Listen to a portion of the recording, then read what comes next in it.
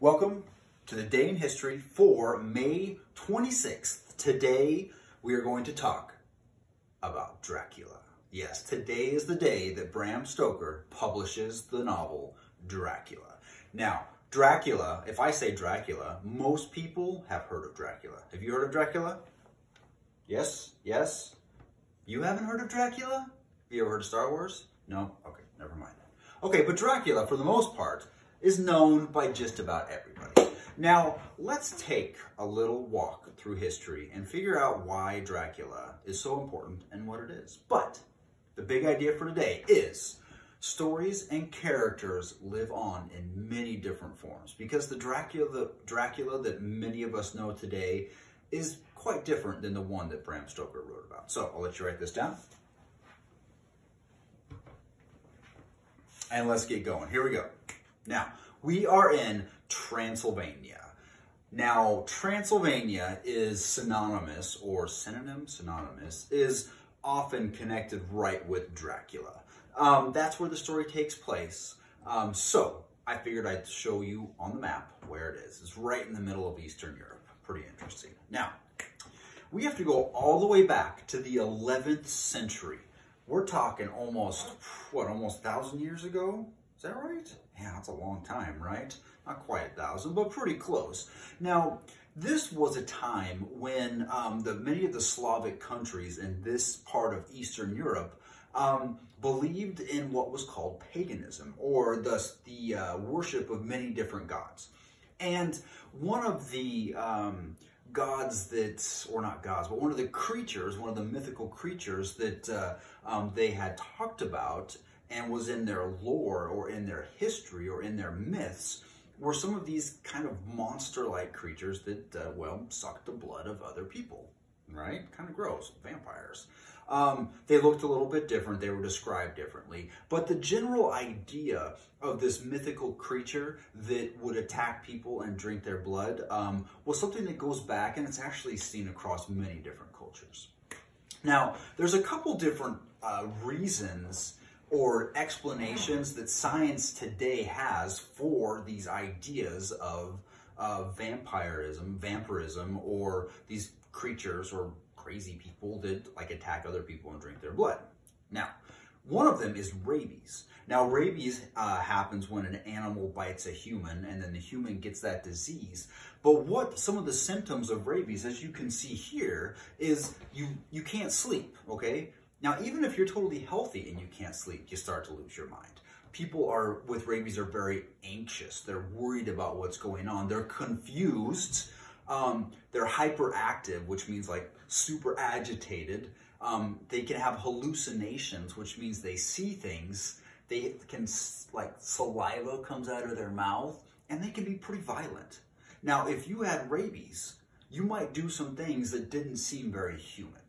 And if this was, say, the year 1250, you wouldn't necessarily think that it was caused by this virus that had these symptoms that, would be transmitted from an animal and that science could take care of with the right medication.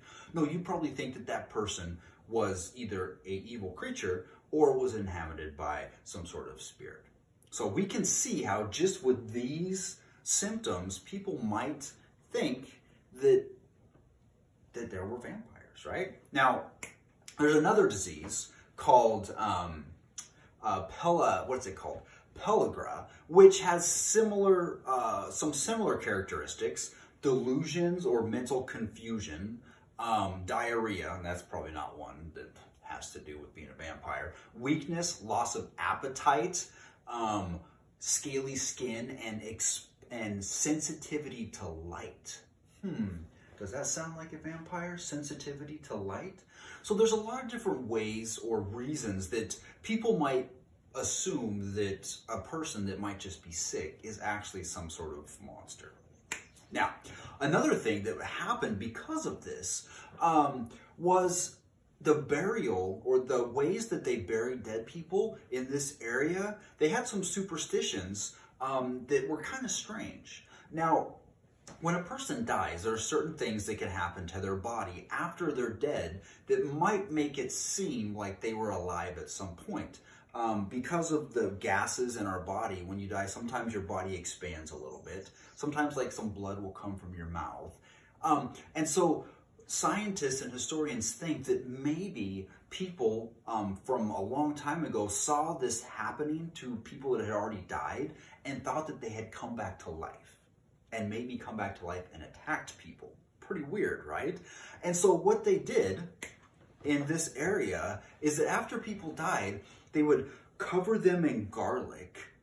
They would oftentimes put like wooden stakes through the bodies so they couldn't get up. They would put poppy seeds around them.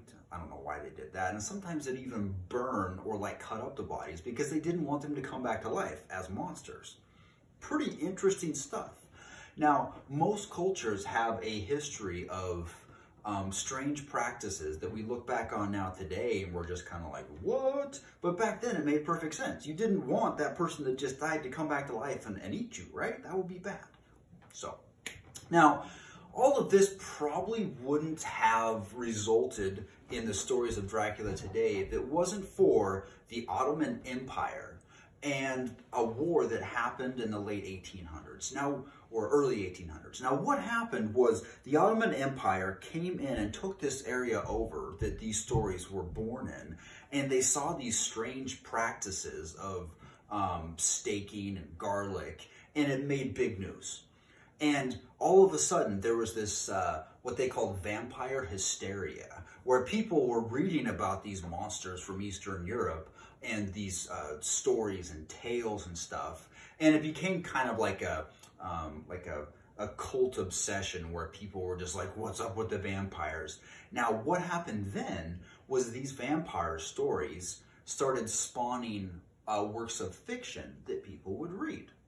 Now, two of the most famous ones is one from 1812 called Vampire, and another, Carmilla, from the late 1840s or the 1840s, that had to do with these sort of blood-sucking monsters that come back to life and such. So, there is a history to this type of monster. Just like if we had one on goblins or trolls or something, I'm sure we could have an entire history about them.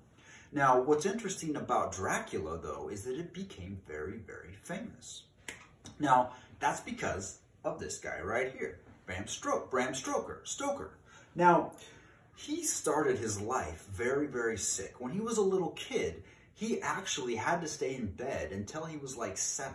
He was that sick. And during that time, his mom read him all kinds of stories about myths and legends, a lot of kind of scary stories. I mean, I'm talking like some of the scary Grimm's fairy tales and some of these old legends from the past. And many historians believe that this really influenced what he later went on to work as. Now, he ended up going to Trinity College, which we've talked about, and he became a like theater critic. So he would like watch plays and say if he liked it or not, and eventually got into the business, but he also started writing. Now, the story Dracula that he wrote wasn't actually very famous at the time. It wasn't until like the 1920s after he died, but we'll get there. But many people see that the name itself is taken from this guy from like the year 1200, I think. You might have to look that up. This is Vlad III Dracula, or what they call Vlad the Impaler.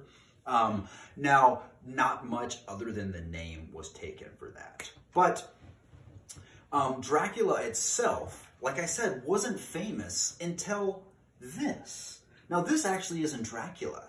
This is Nosferatu, which was a German silent movie that literally took Bram Stoker's story, copied it, and turned it into a silent film.